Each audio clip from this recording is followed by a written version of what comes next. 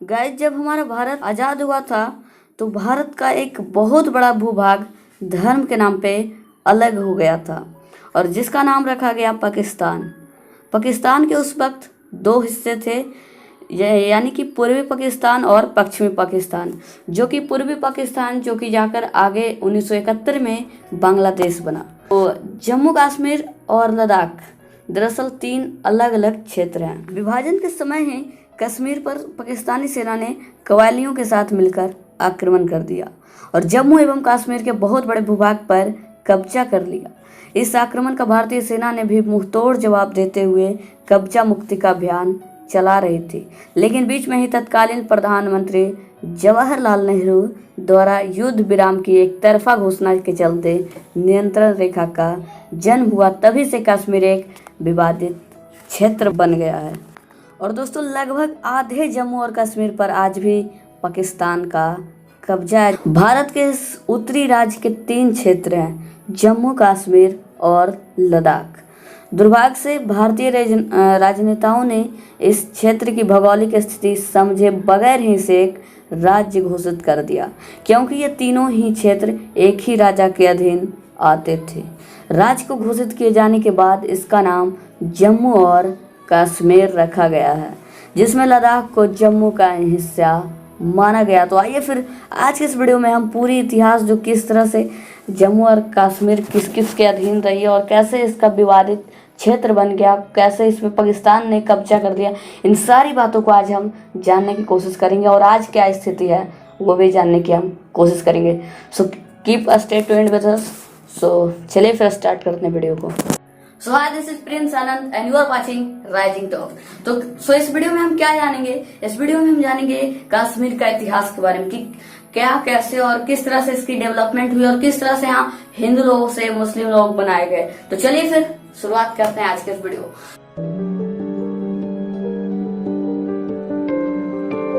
तो दोस्तों, ऐसा माना जाता है कि कश्मीर का नाम जो है वो कश्यप ऋषि के नाम पे रखा गया था और साथ ही कश्यप ऋषि के नाम से कैस्पियन सी का नाम रखा गया और फिर कश्मीर का नाम रखा गया।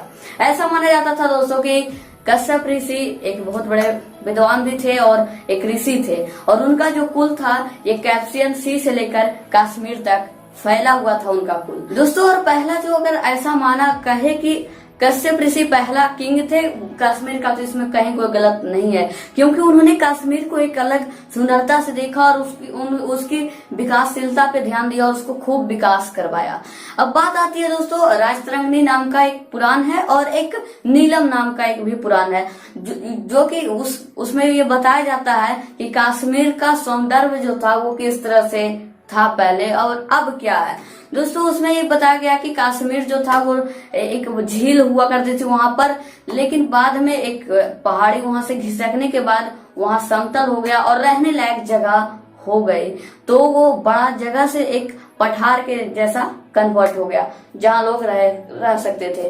और दोस्तों, अगर बात करें तो हमारे अशोक महान जिसको कहा जाता है वो भी यहाँ राज कर चुके हैं और अपने राज करते अपने शासन के दौरान इन्होंने अपने बुद्ध धर्म की खूब प्रचारे भी करवाए और साथ ही साथ यहाँ कुषाण भी राज किए, कनिष्ठ भी राज किए, मौर्य वंश के जो सभी शासक थे वो भी यहाँ पे राज कर चुके हैं।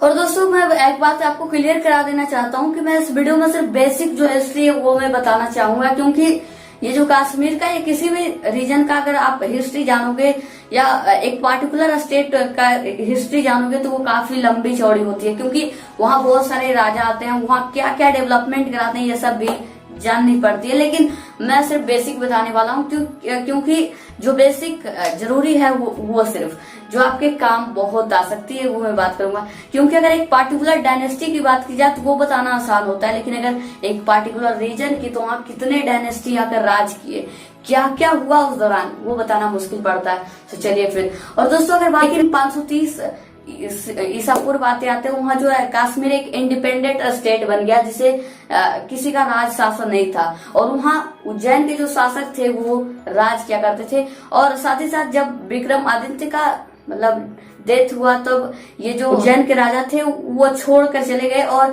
विक्रमादित्य के देश के बाद जो है ये कंट्री जो पूरा का पूरा है ये स्थानीय राजा के द्वारा राज किया गया। मतलब वहां के आसपास जो लोकल एरिया के जो राजा हुआ करते थे उनके द्वारा राज किया गया। और तभी से उस समय से हिंदू और बौद्ध की जो कहीं ना कहीं नींव जो है वो रखी गई थी उसी समय से। और दोस्तों इस तरह से यहाँ कई राजा आए, स्थानीय राजा आए, अपना काम किया और अपनी सत्ता से हटते गए। और साल 855 BC जो था वो काफी डेवलपमेंट वाला समय आया इस कश्मीर के लिए, क्योंकि दोस्तों वहां राज हो चुका था उत्पला डायनेस्टी के। और यह जो उत्पला डायनेस्टी थी इसमें 28 साल के राज के दौरान जो यहाँ डेवलपमेंट हुई वो मेरे ख्याल से वो सबसे ज्यादा डेवलपमेंट वाली समय रही होगी, क्योंकि वहाँ एक बहुत ही डेवलपमेंट के साथ साथ वहाँ काफी ज्यादा तादाद में मंदिरें भी बनवाई गई थी उस समय वहां पे।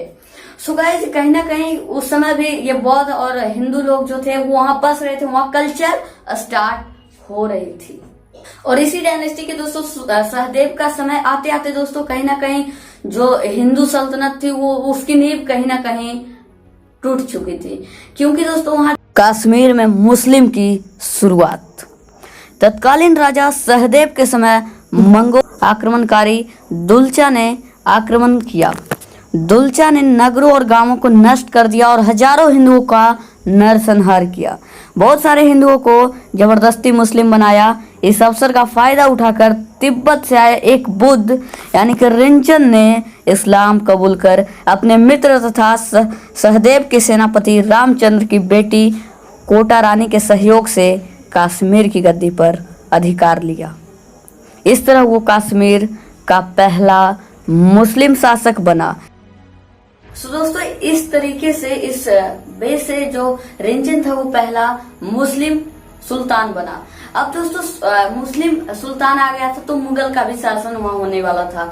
तो 16 अक्टूबर सन 1586 वो वह समय था जिस दिन क्वासिम खान को हराकर जो याकूब खान था वो पहला मुगल सल्तनत की नींव रखी, और जो याकूब खान था वह बना पहला मुगल सुल्तान। उसके बाद दोस्तों आपको पता ही होगा कि औरंगजेब का शासन कैसा था, कितना वो दमनकारी टाइप का, कितना वो अत्याचारी, कितना वो बुरा, कितना वो दरिंदा मतलब राजा था। उसका शासन आया दोस्तों वो बहुत अत्याचार करता था।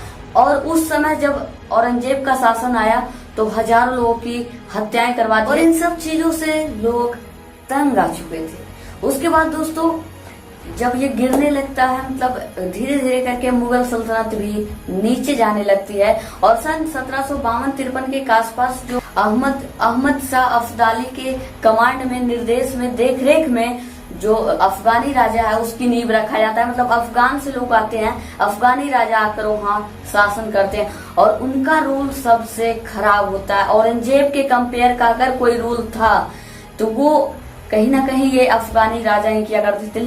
और इस 65 साल अफगानी लोग यहाँ राज किया और काफी दमनकारी नीतियों के तहत आए थे और लोगों का अत्याचार इन लोगों का बढ़ता जा रहा था। मतलब लोग इनसे काफी परेशान हो चुके थे, पहले औरंगजेब से, फिर जब औरंगजेब का सल्तनत नीचे गया उसके बाद जब ये अफगानी राजा आए तब भी ये देखने को बनता था। और दोस्तों इनकी अत्याचारों को देखकर इस दौरान एक कश्मीरी पंडित जिनका की नाम बीरबल घर था वे परेशान आ चुके थे और उन्होंने सिख राजा जो कि रंजीत सिंह थे उनसे मदद मांगे। और रंजीत सिंह ने अपने सेनापति के नेतृत्व में और दोस्तों उन्होंने अपने उत्तराधिकारी खड़क सिंह के नेतृत्व में हरि सिंह नेवला के साथ 3000 फौज रवाना किया।